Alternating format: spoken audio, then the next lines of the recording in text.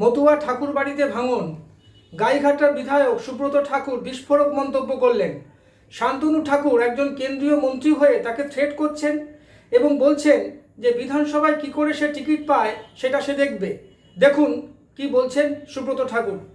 কিন্তু গতকালকে আমি যখন সকালবেলা শুনলাম নাট মন্দিরে করছে, আমাকে নাট মন্দিরে 3-4 দিন আগে বলেছিল, আমাকে একজন বলেছিল ঠাকুর মশাই নাট মন্দিরে করলে পরে কেমন কেমন হয়। আমি বলছি নাট মন্দিরটা হরি মন্দিরের সামনে, একদিন আমরা কোনো কিছু করি আলাদা ব্যাপার, কিন্তু সেখানে যদি পার্মানেন্টলি কোনো কিছু করি তাহলে পরে ভক্তরা এসে কোথায় কোন অনুষ্ঠান করবে। আমাদের শান্তি সভা হয় প্রত্যেক মাসে একবার, বিভিন্ন রকমের ভক্ত যারা আছে ঠাকুর বাড়িতে, যারা মারা বাবারা আছে, তারা বিভিন্ন ভক্তদের নিয়ে সেখানে অনেক রকমের অনুষ্ঠান করে ধর্মীয়। আমি সেখানে অকুপাই করতে পারি না, কিন্তু গতকালকে যখন শুনলাম আমি দেখছি ওখানে পার্মানেন্টলি এই যে প্রক্রিয়া চলছে এটা ওখানে শিফট হয়ে ওখানে করছে। তখন আমি বললাম যে ওখানে যে এই জিনিসটা কার পারমিশনে হলো, কিভাবে হলো, কেউ কোনো কিছু বলছে না। আমি বললাম যে তোমরা এটা করো না, তোমরা ওঠো, তোমরা উঠে যদি তোমরা এখানে শুধু স্লিপ দাও আলাদা ব্যাপার, কিন্তু এখানে কোনো পার্মানেন্ট কোনো কিছু করো না। কিন্তু আমি দেখলাম সেখানে পার্মানেন্ট কাজ শুরু হয়ে গেছে। আমি ভাবলাম জিনিসটা মাকে জানানো উচিত, যেরকম একটা চলছে, আমি কোনো কিছু বললে পরে হয়তো বা খারাপ হবে। মা দেখি চলে আসলো, মা আসার পরে তারপরে আপনারা শুনলেন মা মুখ দিয়েছে কথা। কিন্তু এর মাঝখানে শান্তনু আমাকে বলছে, আমি উড়ে এসে জুড়ে বসেছি, আমাকে বলছে আমার কোনো অধিকার নেই মতুয়া আমার সঙ্গে, এবং আমাকে থ্রেট করে বলছে এই মন্ত্রিত্বের পাওয়ারে আমাকে থ্রেট করে বলছে তোর টিকিট কে যায় আমি দেখব। আজকে মাকে গালাগালি দিয়েছে, আজকে মাকে থ্রেট করেছে।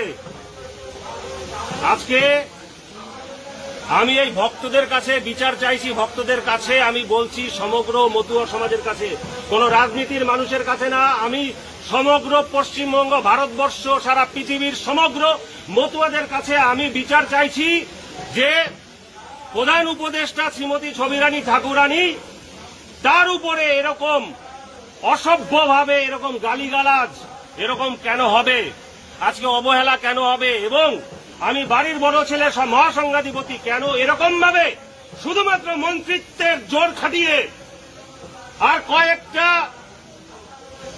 একদম দালালকে সঙ্গে নিয়ে ঠাকুর বাড়িকে একদম কুক্ষিগত করে নিজের মতন করে এ থেকে জেড পর্যন্ত করে কেন এরকম থ্রেট কালচার চলবে, এর বিচার চাইছি সমগ্র মতুয়া সমাজের কাছে। দল মত নির্বিশেষে সমগ্র মতুয়া সমাজ আপনারা ঝাঁপিয়ে পড়ুন, আপনারা আসুন, এবং এই যে দালালগিরি চলছে ঠাকুর বাড়িতে সেটাকে উৎখাত করে ফেলে দিন, এর আপনারা বিহিত করুন।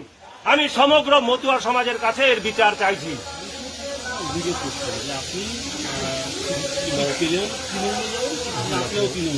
ওর মনে এটা আছে, চোরের মনে বোচকা, ওর মনে এটা আছে, 2024-এ যদি ও টিকিট না পেত তাহলে ও তৃণমূলে যেত।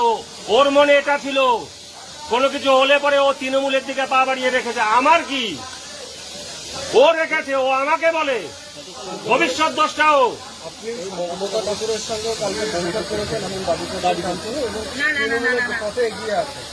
আমি আমার জেঠিমা মমতা বালা ঠাকুরানী যিনি আছে, আর আমার যে বোন আছে বড় জ্যাঠার ছোট মেয়ে, তার সাথে নাট মন্দিরে আমার নিজের মার সাথে ওখানে বসে কথা বলেছি। পরে রাজনীতি আগে পরিবার, তারপরে হচ্ছে মতুয়া, তারপরে রাজনীতি। আমার ঠাকুরদা কংগ্রেস করত, আমার বড় জ্যাঠা একসময় ফরওয়ার্ড ব্লকের সঙ্গে ছিল, আমরা একসময় তৃণমূল করতাম, এখন বিজেপি করি। আমাদের মতুয়া ঠিক আছে, সময় সময় রাজনীতি মানুষ করে, সেটা পরিবর্তনশীল। আজকে মমতা বালা ঠাকুরের সাথে, সে আমার জেঠিমা, তার সাথে কথা বলেছি কি করে মতুয়াদের ভালো হয়, কি করে এই জায়গাটা এরকম ভাবে একচ্ছত্র ভাবে এরকম ভাবে আটকে রেখে চাবি দিয়ে নিজের মতন কুক্ষিগত করে না রাখতে পারে, দালালগিরি না চলতে পারে, তার বিরুদ্ধে কথা বলেছি, যাতে সমগ্র মতুয়া সমাজ আসতে পারে। আমি আমার জেঠিমার সাথে বলেছি, আমার বোনের সাথে বলেছি, আমার মার সাথে কথা বলতে বলেছি যে সমগ্র মতুয়া সমাজ আপনারা এগিয়ে আসুন। এই দালালগিরির থেকে, এই যে একচ্ছত্র অধিপতি যা দালালগিরি চলছে এই ঠাকুরবাড়ি নিয়ে, এই মতুয়া মহাসংঘ নিয়ে, সেটার বিরুদ্ধে বলেছি। আপনি যে তৃণমূলে যাচ্ছেন বলে কথা বলা হচ্ছে, তৃণমূলে যাওয়ার কি কোনো সম্ভাবনা বা এরকম কোনো চিন্তা ভাবনা? একদম নেই, একদম নেই কোন রকম। এগুলো পুরোপুরি প্রোপাগান্ডা। কেউ স্বপ্ন যদি চিন্তা করে ভুল স্বপ্ন দেখছে। এগুলো হচ্ছে এই দালাল চক্র ঠাকুর বাড়িতে যেটা আছে, এই শান্তনু ঠাকুরের দালাল চক্র। আমাদের ভিডিও ভালো লাগলে লাইক ও শেয়ার করুন, কমেন্ট সেকশনে গিয়ে জানান আপনাদের মতামত। আরও ভিডিও পেতে চ্যানেলকে সাবস্ক্রাইব করুন। প্রতি মুহূর্তে খবরের আপডেট পেতে প্রেস করুন বেল আইকন।